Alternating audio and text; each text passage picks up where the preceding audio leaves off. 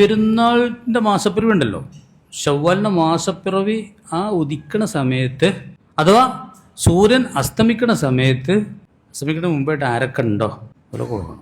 സൂര്യാസ്തമയത്തിന് ശേഷം അടുത്ത സെക്കൻഡിൽ തന്നെ ജനിച്ച കുട്ടിക്ക് കൊടുക്കണ്ട.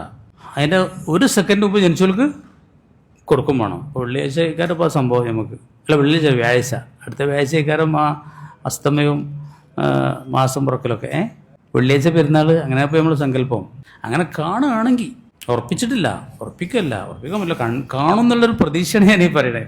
അപ്പോൾ ആ വ്യാഴാഴ്ച അസ്തമിച്ച അസ്തമയ സമയത്തുണ്ടല്ലോ, സൂര്യാസ്തമയത്തിന് മുമ്പായിട്ട് ഏതെല്ലാം കുട്ടികളൊക്കെ ഉണ്ടെങ്കിൽ ആ കുട്ടികൾക്ക് കൊടുക്കണം. അസ്തമിച്ചതിൻ്റെ അസുഖം കൊടുക്കണ്ട. ഏറെക്കുറെ നാട്ടിലെല്ലാവരും കൊടുക്കേണ്ടി വരും. ഇത് സക്കാത്തിൻ്റെ 8 കൂട്ടക്കാർക്ക് തന്നെ കൊടുക്കാൻ പറ്റുള്ളൂ. അവകാശികളുണ്ട്.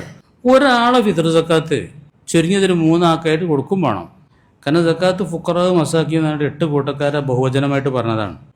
ആ 8 കൂട്ടറിൽ നിന്ന് 3 ചാക്കാണ് എല്ലാ സക്കാത്തും കൊടുക്കേണ്ടത്. ഇത് 3 കിലോ അരി എനിക്ക് പാടെ ഉണ്ടാവില്ലല്ലോ. അതുകൊണ്ട് ഒരാളെ ഫിത്ർ സക്കാത്ത് 3 കിലോ അരി ചുരുങ്ങിയതൊരു 3 ആൾക്കായിട്ട് കൊടുക്കുക. അല്ല ഒരാൾക്ക് കൊടുക്കരുത്. മറ്റുള്ള സക്കാത്തൊക്കെ ഇപ്പോൾ കച്ചവടത്തിൻ്റെ സക്കാത്തോ അല്ലെങ്കിൽ പൊന്നിൻ്റെ വെള്ളിൻ്റെയൊക്കെ സക്കാത്താണെങ്കിൽ ആ മഹലിൽ ഈ 8 കൂട്ടറിൽ നിന്ന് 4 കൂട്ടക്കാരുണ്ടാകുക. സാധാരണ 8 കൂട്ടരാണ് സക്കാത്തിൻ്റെ അവകാശികൾ. ഫക്കീർ, മിസ്കീന്, പൊതുവിശ്വാസികൾ, കടക്കാരൻ, യാത്രക്കാരൻ. ഈ 5 കൂട്ടർ എല്ലായിടത്തും ഉണ്ടാവാം. അപ്പോൾ ആ 5 വിഭാഗത്തിൽപ്പെട്ട 3 ആൾക്ക് കൊടുക്കണമെന്നാണ് ശരിക്ക് പ്രബലമായ നമ്മളെ ഷാഫി മദ്ഹബ് അനുസരിച്ച് പ്രബലമായ കൗലനുസരിച്ച്. അതിലൊരു കൂട്ടക്കാർക്ക് മാത്രമൊക്കെ ഇവിടെ കൊടുക്കാൻ പാടില്ല. 5 കൂട്ടർ നാട്ടിലുണ്ടെങ്കിൽ 5 കൂട്ടരെയും എടുത്തിട്ട് അതിനൊക്കെ ഒരു 3 പേർക്ക് എന്താക്കണം, കൊടുക്കണം. ഫിത്ർ സക്കാത്തിലൊരു ഇളവ്. എന്താണ് ഇളവ്? ഒരാൾക്ക് 3 കൊടുത്താൽ മതി. ആകെ ഒരു ഇളവാണിപ്പോൾ. ഒരാളരി 3 ആൾക്ക് കൊടുക്കുക. 3 കിലോ ഉണ്ടാവും. അപ്പോൾ ഒരാളരി 3 കിലോ ഉണ്ടെങ്കിൽ 3 ആൾക്ക് ഓരോ കിലോ കൊടുക്കുക. അങ്ങനെ കൊടുക്കണം. അല്ല ഒരാൾക്ക് ഒറ്റക്ക് കൊടുക്കരുത്.